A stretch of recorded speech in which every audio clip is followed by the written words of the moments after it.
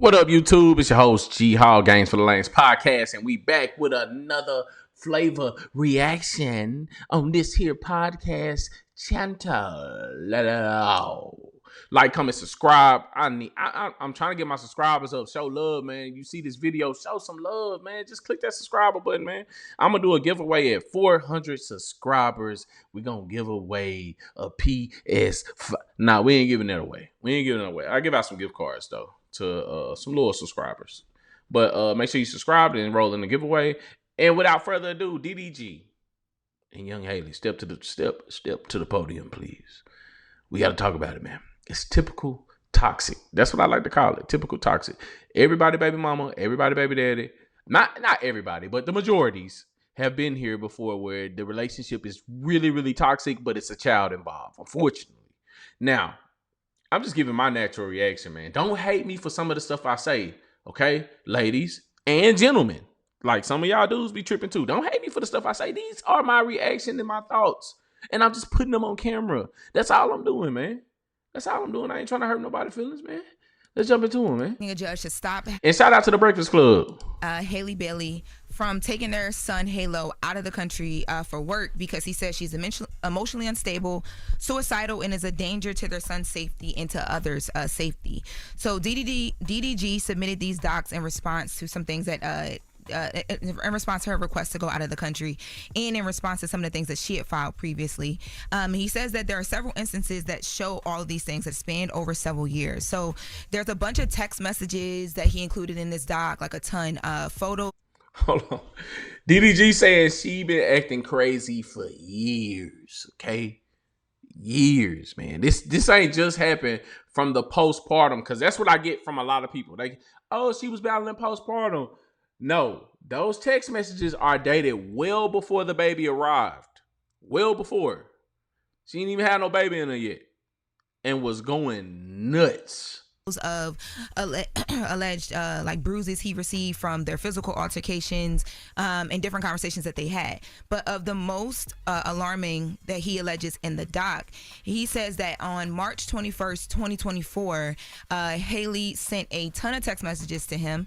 She was allegedly threatening to kill herself and suggesting that their son might be harmed as well. He says during this time she was actually driving a car.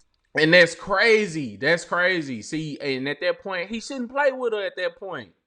So imagine, right, you walk in a bank, okay? And I get what everybody about to say. She was battling postpartum, but she said these things. You still be held accountable. If you walk into a bank, right, and you got a bank card, and the bank teller know you, and you always go to this bank, but you yell out in the bank, I want to rob the bank.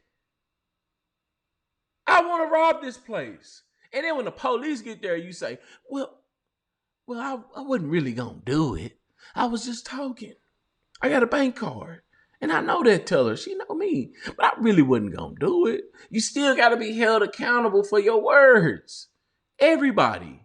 Whether you battling something or not, you can't just say certain things. Especially when it's a child involved.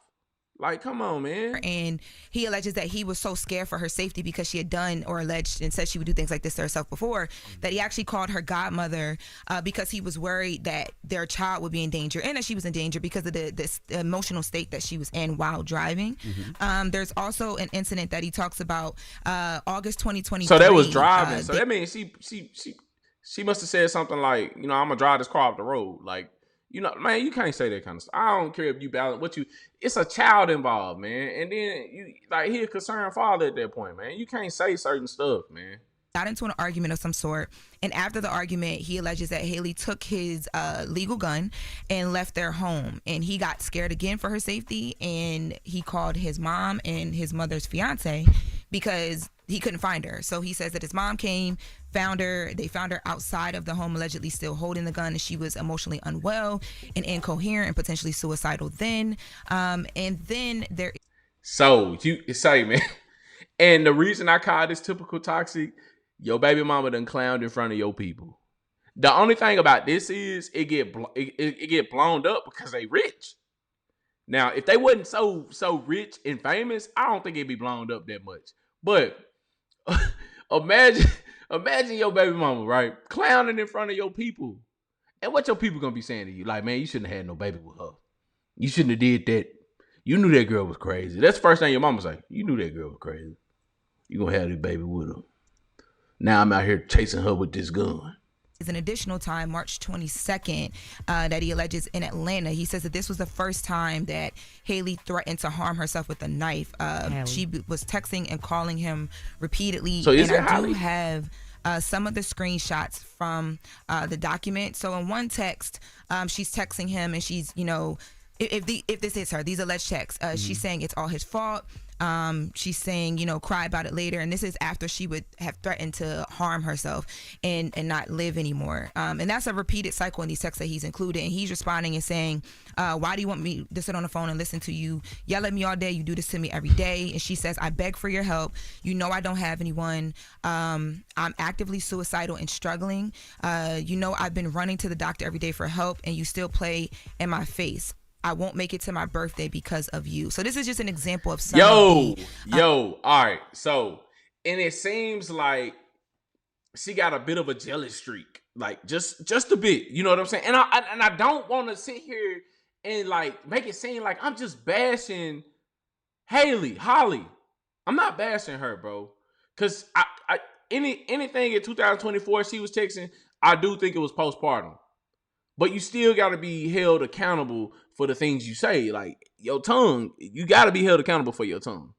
But I really don't want people to sit there and feel like DDG is wrong for doing something about this, especially when she filed first.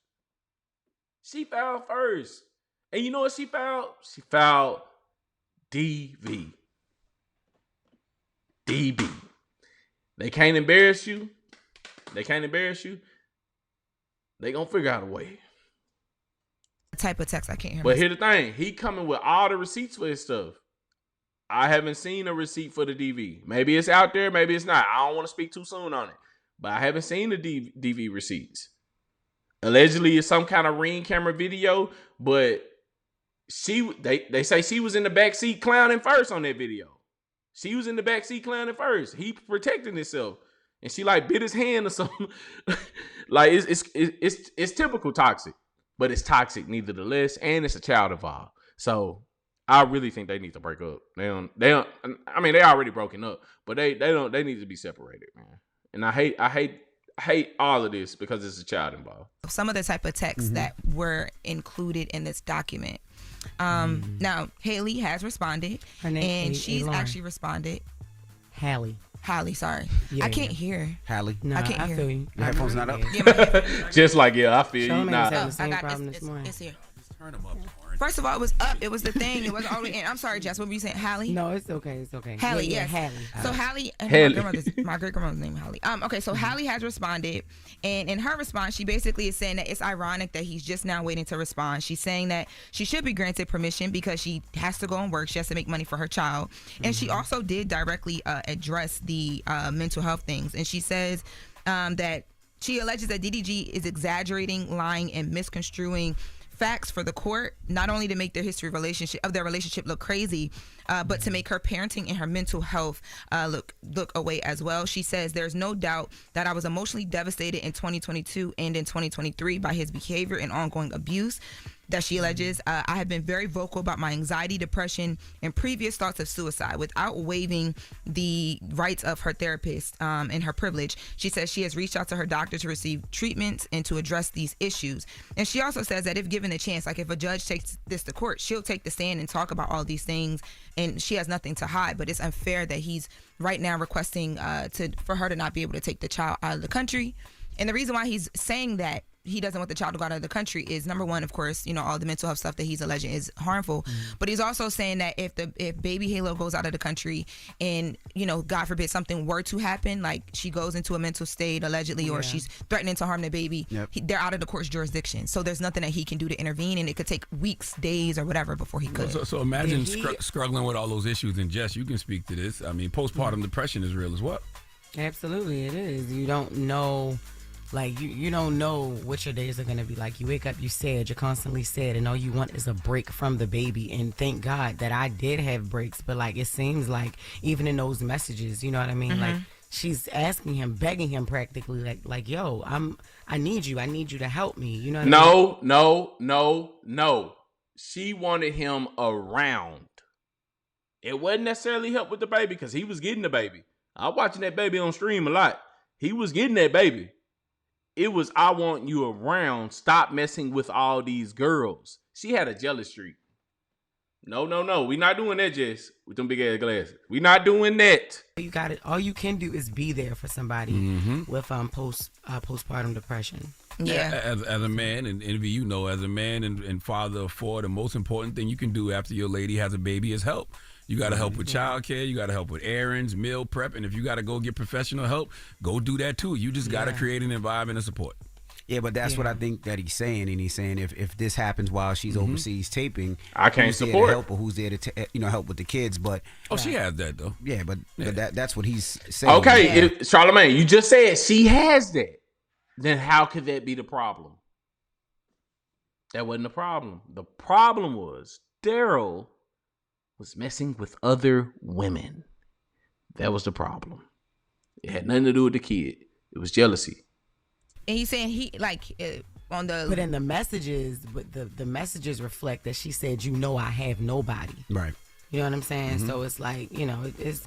And okay, when she said, you know, I have nobody, I'm thinking not in terms of help for the baby.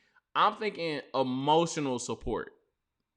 Because when I read all the text messages, that's what it seemed to me. Hey, you know what? I don't got time to pull them up. We quick editing. But she's saying, I don't have anybody like emotional support, and I'm feeling suicidal, and you're not answering the phone. Because she texted him like 3-4 times in a row. Like back to back to back, like banging on him. You get what I'm saying? So she was saying like emotional support. But in my head, I'm thinking, because like I said, this is typical toxic. You would have been through some toxic stuff before.